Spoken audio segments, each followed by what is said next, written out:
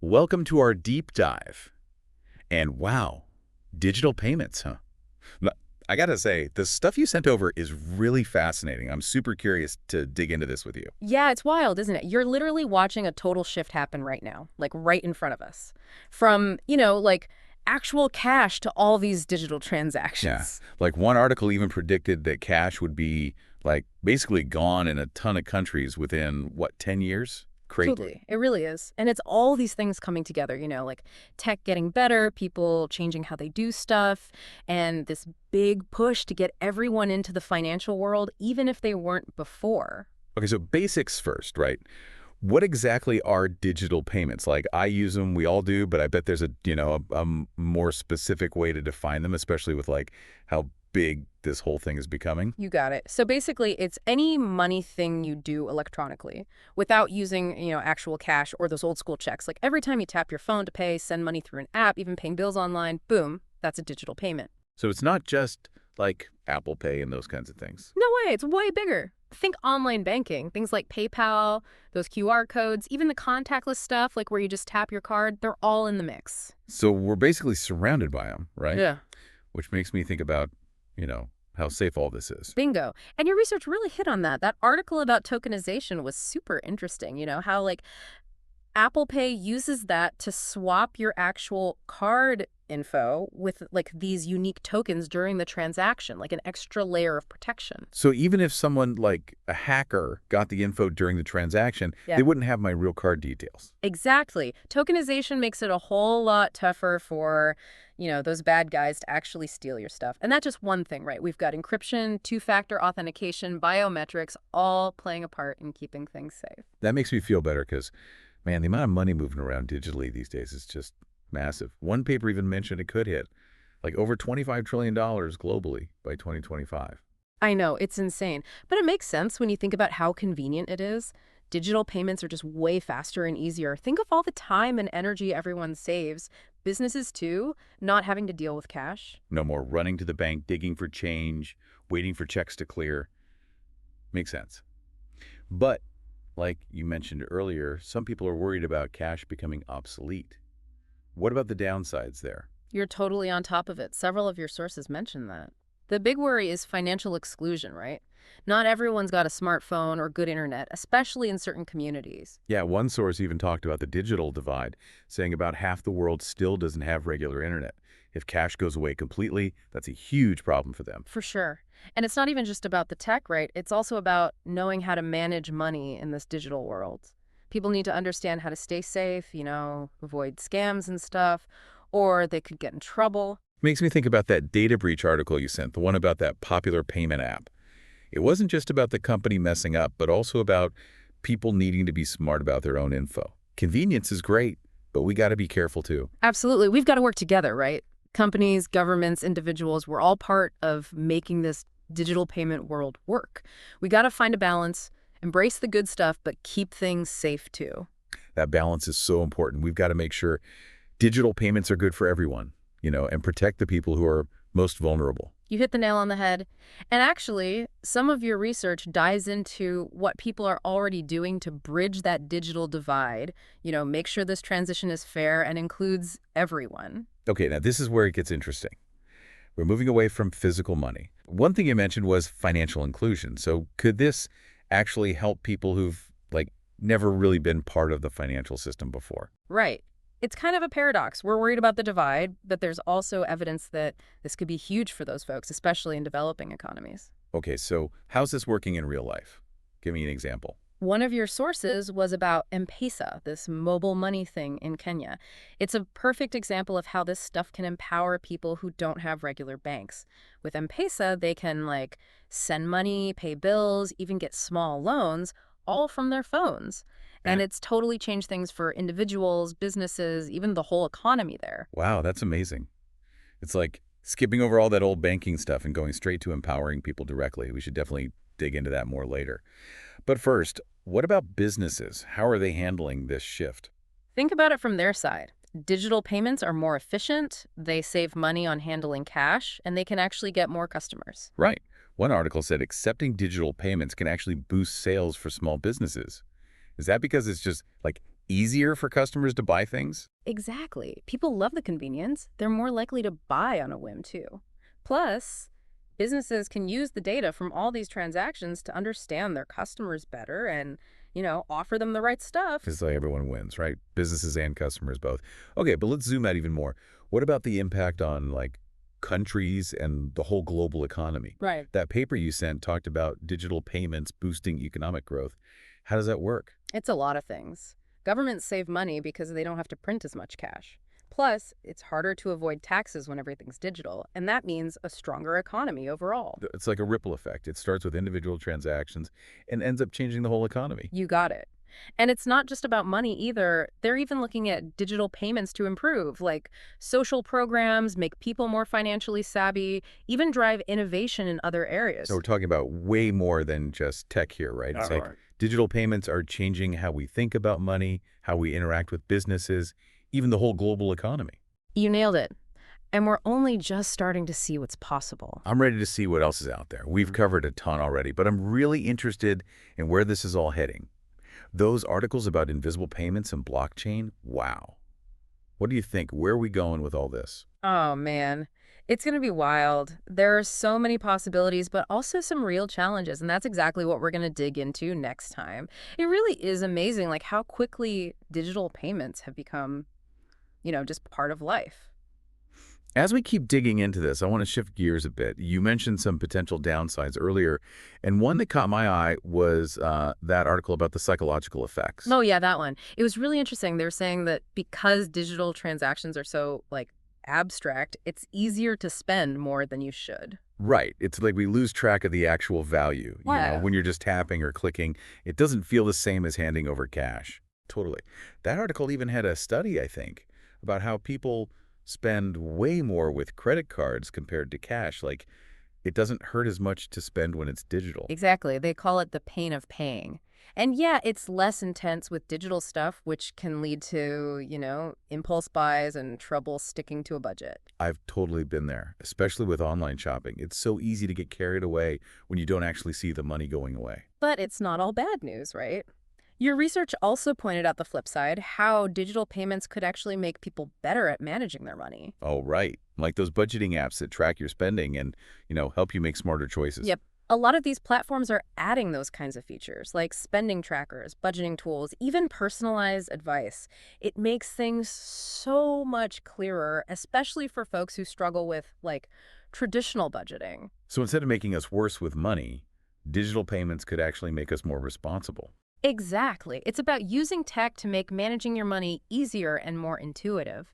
Think about it. Instead of writing down every penny in a notebook, you've got an app that does it automatically and gives you insights. That's a game changer, especially for like younger people who are used to doing everything digitally.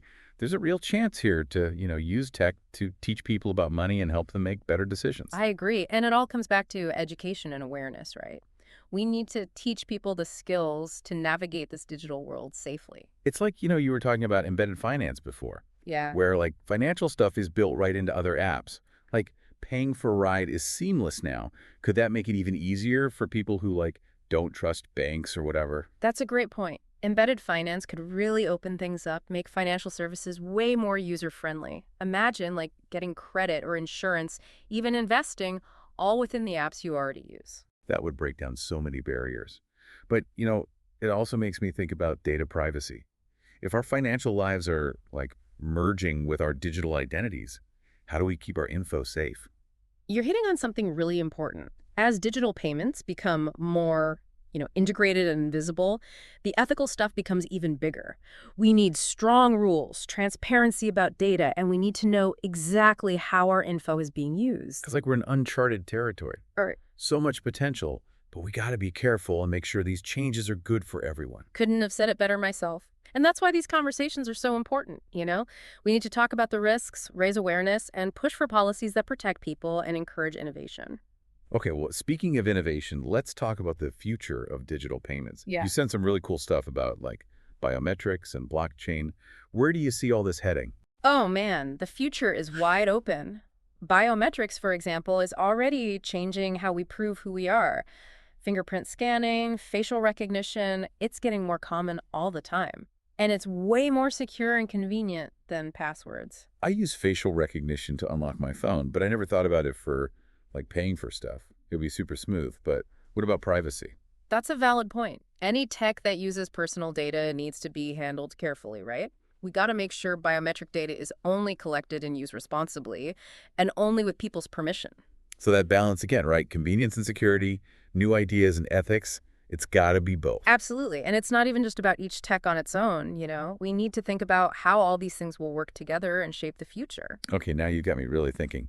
What kind of like convergence are we talking about? Imagine like your whole digital life, your identity, your money, your loyalty programs, even your preferences, all in one secure place. You could access it from anywhere, your phone, your watch, even your car or your house. That sounds like something out of a movie. It's like a control center for your whole financial life. Kinda, yeah. And it's all driven by like AI getting smarter, the Internet of Things, and of course, blockchain. Okay, blockchain. I'm still trying to wrap my head around that one. Can you explain it like simply? Why is everyone so excited about it? Sure. So basically, it's this digital ledger, right? But it's spread out across a bunch of computers, so it's super secure. Every transaction is recorded and everyone can see it, so it's transparent too. So it's like a public record of every transaction and no one can mess with it. Exactly. And because it's decentralized, there's no single point of failure, you know? It's harder to hack and no one can control it. That is wild. I can see how this could really shake things up in finance. One article even said blockchain could, like, replace banks for some transactions. It's definitely possible. We could have peer-to-peer payments, sending money across borders, even microfinancing, all without traditional banks. That would be a revolution. Hmm. But, like, any new tech, there can be some hurdles, right? Yeah. What needs to happen for blockchain to become, like, the norm for payments? One big thing is scalability. Right now, blockchain networks can't handle like the massive number of payments that happen every day. Plus, there are still questions about regulations and, making sure it doesn't get used for bad stuff. So it's got potential, but it needs some work before it can really take over. Exactly. And it's not just about the tech itself, right? It's about how it affects society, the ethical stuff, the impact on people, businesses, governments, everything. Wow, it's a lot to think about. But one thing's for sure, digital payments are changing all the time, and who knows what the future holds. You said it. It's an exciting journey, and we got to stay informed, have these conversations, and, approach these new developments with both, like, enthusiasm and caution. But before we get too far ahead of ourselves, let's bring it back to the present for a bit. We've been talking about financial inclusion, and you found some amazing examples of how digital payments are empowering people all over the world. Yeah, that report about mobile money in Africa was incredible. It's amazing how something like a cell phone can give people access to financial services they never had before. It's a perfect example of how powerful tech can be. Let's dig into some of those examples. What really stood out to you from your research? One thing that really hit me was that statistic, over 60% of adults in sub-Saharan Africa have mobile money accounts now. That's a huge jump in financial inclusion. It really is. And it's not just about having an account, right? These platforms let them send and receive money, pay bills, even get small loans, all from their phones. It's had a huge impact on everything, individuals, businesses, the whole economy. There was this one story that really got to me about a woman in Kenya who used mobile money to start her own business. She got small loans through her phone, grew her business, and lifted her whole family out of poverty. That's exactly what this is all about, creating opportunities where there weren't any before. And it's not just in developing countries either. Even in places like the US, digital payments are helping to bridge the gap for people who don't have access to traditional banking. Right. One of the reports you sent mentioned prepaid cards and mobile wallets becoming popular with underserved communities here. It gives them a way to manage their money, even if they don't have a bank account or good credit. Exactly. Digital payments have the power to level the playing field, create a financial system where everyone has a chance. But, we have to be aware of that digital divide. Access to tech, financial literacy, and strong protections for consumers, those are all key to making sure everyone benefits. It's a tough issue, for sure. But it's encouraging to see how tech can empower people and make the world a fairer place. I agree. And it reminds us that technology isn't good or bad on its own, right? It's how we use it, the choices we make, the values we prioritize that determines whether it helps or hurts. That's a powerful thought. It's like The future of digital payments isn't just about the tech, it's about what kind of world we want to create. We all have a part to play in that. Well said. And with that in mind, let's move on to the last part of our deep dive, where we'll look at the potential challenges and ethical stuff we got to think about as we move forward in this digital world. Okay, so we've talked about all the good stuff, the potential and all that, but there's got to be some things to watch out for, right? Especially with all the research you sent, some concerns about the future. What kind of challenges come to mind? You're definitely right to be thinking about that. One that comes up a lot, and you saw it in your research too, is cybersecurity. The more we rely on digital systems, the bigger the target we become, Right. right? Data breaches, cyber attacks, that kind of stuff. Yeah, for sure. One of the articles was talking about how hackers are getting so much more sophisticated, even systems that seem super secure, they can find a way in.